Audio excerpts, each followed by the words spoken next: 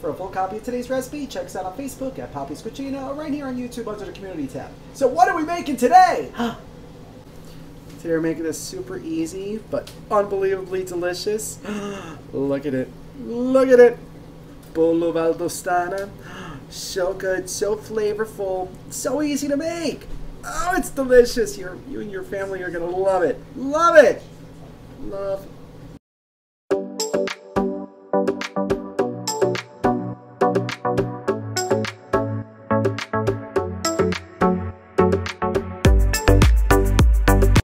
Alright, so the first thing we're going to do is prep our chicken. So here I have 2 large chicken breasts that we're going to cut in half to make them thinner. You could buy already thinly sliced chicken breasts, but it's more expensive. Save yourself some money.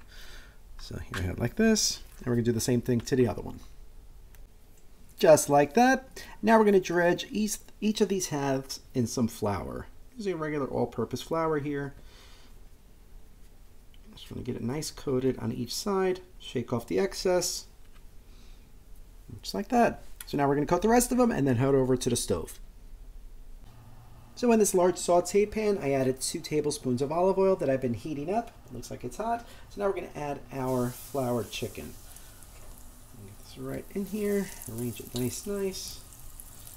And we're going to cook the chicken now for about 5-7 minutes on each side. Just till it's a nice sear on both sides, and the chicken will almost be done. We don't want to cook it completely all the way through, but you want it almost there. So, like I said, about 5-7 minutes on each side. And after about 12 minutes, chicken's just about done. So now we're going to remove the chicken from the pan and add it to a baking dish. And arrange your breast right onto here. Looks good already, right? So easy. So easy. Alright, so now to the hot oil, we are going to add 2 cups of mushrooms. It's traditionally made with porcini mushrooms, but I only had some white and baby bella, so I'm going to use those. So now we're going to saute these until they're finished sweating and the excess moisture has evaporated. So for like another about 6 minutes or so. We get these mushrooms cooked up. Nice. There's 2 cups. And once your mushrooms have finished sweating, we are going to add 1 cup of a dry white wine. Like a Sauvignon Blanc works great. That's what I'm using. Add 1 cup of chicken broth. And now we're going to add some fresh herbs too. We're going to add 4 sprigs of fresh thyme.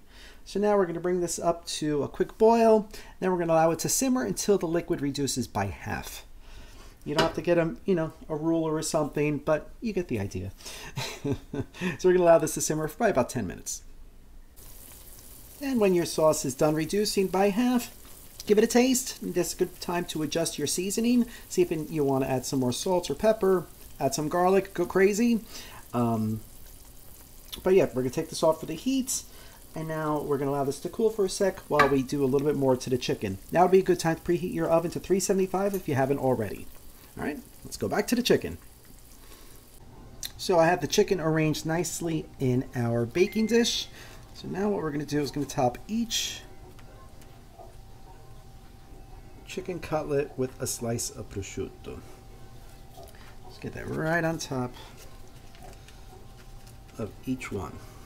Oh, it's going to add so much flavor, color. Nice. All right, so we're going to do the rest of them. Just like that. Then next we're going to add 2 asparagus stalks. You could skip this entirely if you want, but again, the color, the flavor, it just makes it so nice. Good. And then that sauce that we had cooling for a little bit, we're going to pour this right on top.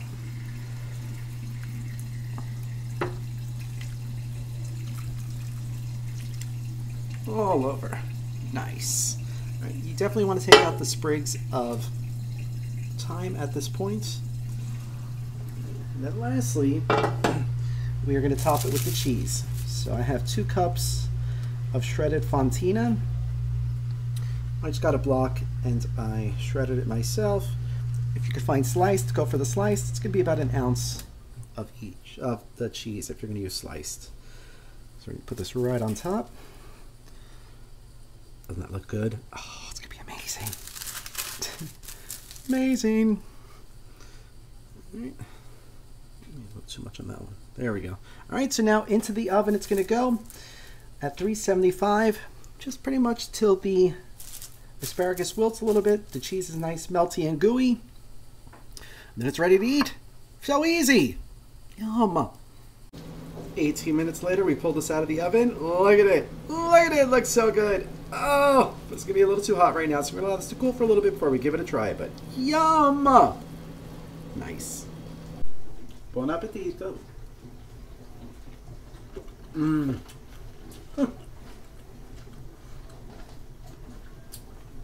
There's so much happening in my mouth right now. So much flavor.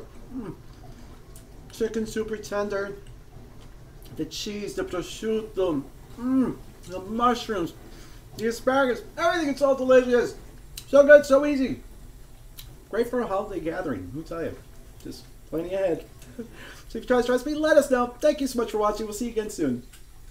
If you like this video, be sure to subscribe to our YouTube channel at Poppy's Cucina. Thanks! So good!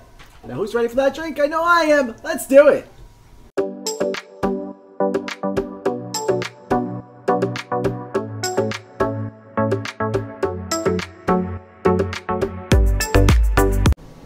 Alright, so for today's sangria colada, sounds good, right? We're going to start with 2 ounces of pineapple juice, 5 ounces of a dry white wine,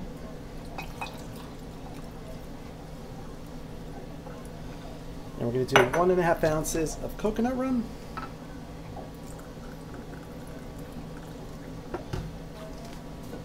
and then 1 ounce of regular rum. Now we're going to give this a good stir. I'm serving it out of a mason jar. How fancy.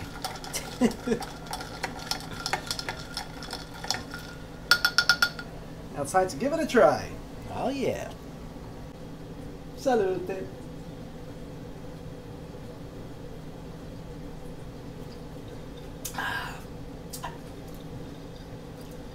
It's a pina colada sangria. This is amazing. Oh, it's so good. If you're a fan of pina coladas, you need this cocktail in your life. It's fabulous. Absolutely fabulous. And so if you try any of today's recipes, let us know. And drop us a note with your suggestions. Keep them coming. I know the holidays are coming, so people are looking for some holiday fun stuff to make. So keep those suggestions my way. Thank you so much. We'll see you again soon. Love you guys.